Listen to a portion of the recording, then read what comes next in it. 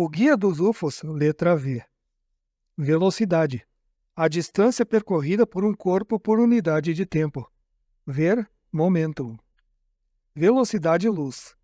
Velocidade-luz refere-se a uma unidade de velocidade, uma medição da velocidade, que utiliza a velocidade da luz como unidade padrão. A velocidade da luz é de 300 mil km por segundo. Velocidade-luz é medida nessa unidade. A velocidade da luz é igual a 1 Blisk. Ver, Blisk. Velocidade-som. Refere-se a uma unidade de velocidade, uma medida de velocidade, que utiliza a velocidade do som como padrão. Ao nível do mar, a velocidade do som no ar é de 1.170 km por hora. Ver, Mach. Vênus. O segundo planeta do Sol. Na tradição ufológica, Vênus figurou proeminentemente como um dos possíveis pontos de origem dos UFO. Alguns ufonautas disseram aos contatados, como por exemplo George Adamski, que vieram de Vênus. Alguns contatados chegaram a alegar que foram levados pelo UFO numa viagem a Vênus. As sondas espaciais dos Estados Unidos e da União Soviética a Vênus não detectaram quaisquer sinais de vida inteligente. Entretanto, as sondas espaciais realizaram apenas uma única investigação geral e superficial de Vênus. São necessárias investigações e explorações mais completas de Vênus antes que a questão de se Vênus tem ou teve qualquer tipo de vida inteligente possa ser respondida conclusivamente. Não obstante, com base na informação obtida pelas sondas espaciais, é claro que não há cidades gigantescas ou supercivilizações em Vênus, pelo menos em sua superfície. A crença de que Vênus é habitada por mulheres loiras, bonitas e sexy também foi deixada de lado. As explorações e investigações científicas preliminares de Vênus sugeriram, entretanto, uma perspectiva muito mais excitante. Pode ser possível terraformar Vênus de modo a torná-la habitável. Ver Adamski, terraformação. Via Láctea. A faixa luminosa que abarca os céus. Nosso sistema solar está situado dentro da Via Láctea e está localizado a 20 mil anos-luz de seu centro. Calcula-se que a galáxia da qual a Via Láctea é a parte visível da Terra contém entre 100 a 200 bilhões de estrelas. Vida. As coisas, os objetos ou os organismos existentes podem ser divididos em duas amplas categorias, animados e inanimados. Os inanimados precedem e tornam possível os animados. Os cientistas não têm certeza sobre como a matéria surgiu.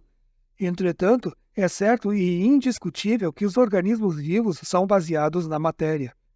E quando a morte chega, os elementos constituintes da vida retornam à matéria. Há 3 teorias possíveis sobre como a vida surgiu na Terra. Por intervenção divina, através de uma interação natural de elementos e através do esforço consciente de outras formas de vida inteligente. Há 2 passos gerais na transformação da matéria inanimada em vida animada. O primeiro passo é a criação de moléculas pré-biológicas. O segundo passo é a combinação de moléculas pré-biológicas para formar moléculas biológicas. Os cientistas descobriram a existência de moléculas pré-biológicas no espaço. Isto levou à conclusão de que, sob condições apropriadas, a matéria pode se combinar em moléculas pré-biológicas. Mas enquanto é significativo que as moléculas pré-biológicas são formadas naturalmente, a formação de moléculas biológicas a partir de uma combinação de moléculas pré-biológicas ou é um fenômeno muito raro ou é uma impossibilidade. Mas, uma vez que as moléculas biológicas estejam formadas, qualquer que seja o meio, a evolução aparece. A evolução parece ser uma das leis da natureza e leva a formas de vida cada vez mais complexas, dando nascimento, finalmente, se as condições são adequadas, às formas de vida inteligente. A questão crucial é esta: surgiu vida em diferentes partes do universo quando as condições eram apropriadas ou surgiu apenas na Terra? A hipótese de universalidade discute que vida teria surgido em planetas que giram em torno de estrelas semelhantes ao Sol, mas mais velhas que ele. Os nebecistas compartilham a teoria da universalidade das leis da biologia e acreditam que a vida começou quando e onde as condições eram propícias. Se a vida surge naturalmente quando as condições são apropriadas e então evolui para formas mais complexas, a questão sobre a origem da vida na Terra está respondida, como está a questão de se existe vida em outros lugares do universo. Se se pressupõe que a vida se originou e existe apenas na Terra, então o homem está só no vasto universo como ser inteligente. A alegada existência de UFOs, entretanto, sugere que há outras formas de vida inteligente e que os seres UFO, considerando-se sua avançada tecnologia, surgiram antes do homem. A existência desses seres conduz à possibilidade de que possam ter influenciado o curso da evolução na Terra. De fato, um conceito fundamental do nebecismo é que o curso da evolução da vida na Terra foi influenciado por astronautas de outro planeta. Um grupo de nebecistas acredita que a vida na Terra surgiu em consequência da intervenção sedopiana. Outro grupo acredita que a vida já existia na Terra, mas que sua evolução foi influenciada por Sedopes. O grau de intervenção com relação ao homem é disputado entre os nebecistas. Alguns argumentam que esses seres do espaço, Sedopes, criaram o homem e possivelmente outras formas de vida. Outros nebecistas argumentam que o homem já existia e que os Sedopes meramente refinaram-no e aceleraram sua evolução, e que possivelmente aumentaram suas chances de sobrevivência destruindo linhas competitivas do homem, como o homem de Neandertal. A própria questão de intervenção sedopiana engendra ainda outras questões. Por exemplo, a vida surgiu naturalmente em seus planetas ou foi formada por intervenção divina ou através da intervenção de ainda outros Sedopes? Ainda, são eles o produto final da evolução natural em seus planetas ou sua evolução foi influenciada por outros Sedopes? Desnecessário dizer, tais perguntas não podem atualmente ser respondidas. Questões sobre a origem da vida na Terra, sobre a possibilidade de vida em outras partes do universo, sobre a evolução da vida, sobre a possível intervenção divina ou trinconiana para influenciar o seu curso de evolução e sobre os meios possíveis de sua dispersão pelo universo, são extremamente complexas e perturbadoras da mente. São questões para as quais o homem não tem respostas certas cientificamente verificáveis. Mas o próprio ato de pensar sobre estas questões força o homem a ponderar sobre seu lugar no universo e faz com que se pergunte se há uma realidade mais elevada e outros seres inteligentes no universo. Embora experimentais, as respostas para essas questões são significativas, porque envolvem conceitos fundamentais da sociedade humana. Afinal de contas, a organização e os valores da sociedade humana são dependentes das respostas que as pessoas fornecem para essas questões. Respostas definitivas não são disponíveis atualmente, mas à medida que o homem se lança para o espaço e continua a pesquisa biológica adiantada, as respostas serão talvez encontradas. Ver: hipótese de universalidade, biologia, biogênese, evolução, nebecismo, semeadura, alma, imortalidade tecnológica, terraformação. Vilas Boas, Antônio. Um dos casos UFO clássicos de sequestro sexual de contato envolve a sedução de Antônio Vilas Boas, no Brasil. Vilas Boas foi alegadamente agarrado por pequenos ufonautas humanoides e levado a bordo de um UFO. Foi despido e trancado numa sala. Esperando por ele estava uma humanoide fêmea, bela e nua, de cerca de 1,20 m de altura e olhos oblíquos. Começou a fazer avanços sexuais aos quais Vilas Boas sucumbiu e tiveram relações sexuais 2 vezes. Depois bateu em seu abdômen e apontou para as estrelas, sugerindo que a criança nasceria em outro planeta. Ver: abduzido, contatado, alucinação. Visão. O poder ou sentido da vista. Também se refere ao poder de perceber alguma coisa que realmente não está presente no mundo exterior. Essa percepção pode surgir como resultado de ESP. As drogas e privações físicas também podem fazer surgir essas percepções não físicas que, no entanto, seriam puramente alucinatórias. Também é possível que as percepções mentais, isto é, visões mentais, possam ser induzidas por fontes externas. É esta última possibilidade que envolve a nafologia. Especialmente, surgem 3 perguntas relacionadas com a possibilidade de indução externa das alucinações. Como podem essas visões ser induzidas? Por quem essas visões são induzidas? Por que essas visões são induzidas? O problema da influência externa nas alucinações também envolve a teoria dimensionalista, que afirma que seres de um universo paralelo podem entrar em nosso contínuo espaço-tempo e afetar os acontecimentos aqui.